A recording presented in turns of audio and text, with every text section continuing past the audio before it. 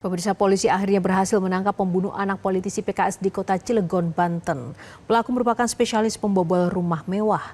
Pembunuh berinisial HA nyaris babak belur dihajar massa setelah ditangkap petugas kepolisian. Polisi mendapat informasi pencurian rumah di Kampung Pabuaran, Kelurahan Ciwedus, kota Cilegon, Banten. Setelah diamankan dan diperiksa petugas, ternyata HA juga merupakan pelaku pembunuhan terhadap Muhammad Axel Harman Miller, anak pengurus parpol yang ditemukan tewas di rumah mewahnya di Komplek Bukit Baja Sejahtera 3 pada 16 Desember 2025 lalu. Kapolda Banten Irjen Pol Hengki menyebut saat ini pelaku sedang diperiksa di Polda Banten. Pelaku HA merupakan spesialis pembobol rumah mewah.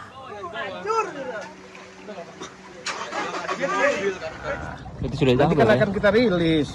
Tapi kita masih fokus ini, itu udah diamankan, udah. tapi sudah tertangkap, Bang? Sudah ya. Sementara itu. Pelakunya spesialis curi rumah, curat ya, pencurian dengan pemberatan rumah-rumah yang dianggap kosong. Dan sasarannya rumah-rumah yang bagus. Ada kemungkinan tersangka lain bertambah, Kang? Nggak ada ya. Ya pemirsa, meskipun pelaku pembunuhan anak politisi di Cilegon sudah ditangkap, namun polisi belum mengungkap apa sebenarnya motif pelaku yang tega menghabisi nyawa korban.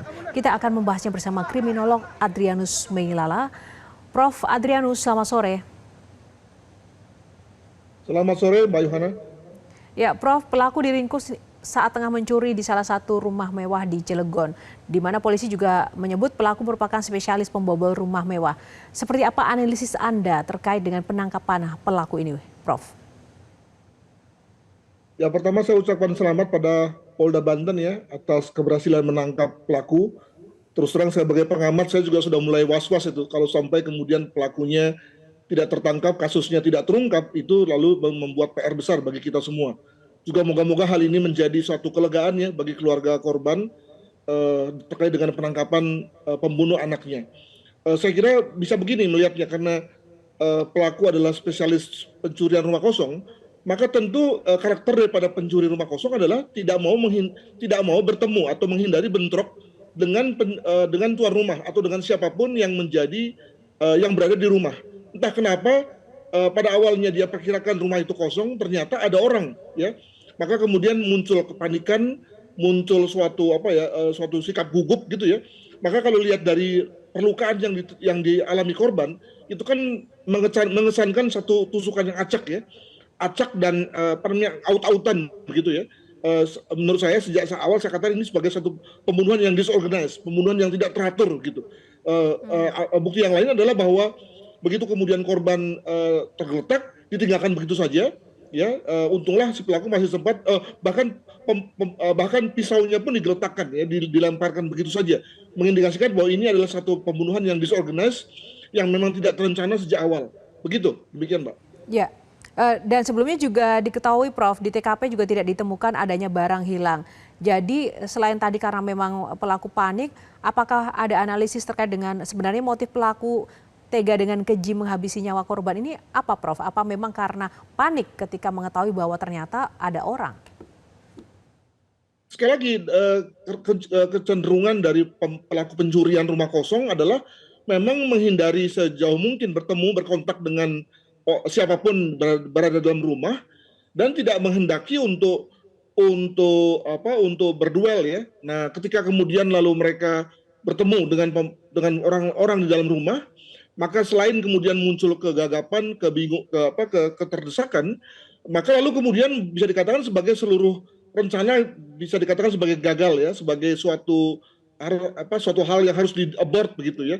Maka kemudian lalu yang bersangkutan memilih untuk pergi, lari ya, daripada terus melakukan aksinya, yakni untuk mencuri. Jadi bayangkan ketika mereka mencuri rumah kosong, maka tentu soal waktu tidak jadi masalah kan.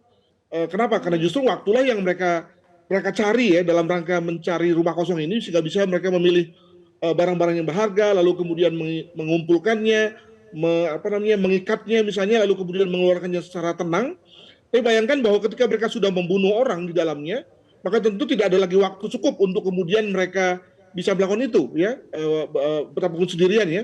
Jangan lupa bahwa ada adik daripada kakak dari korban yang segera mengetahui bahwa adiknya terbunuh, lalu kemudian mengontak ayahnya. Maka lalu tadi soal waktu menjadi krusial bagi si pelaku untuk kemudian memilih langsung pergi. Demikian. Ya, singkat saja Prof, terakhir Prof. Menurut Anda dengan pola seperti ini, pelaku ini menurut Anda bekerja sendiri atau mungkin ada komplotan lain, Prof?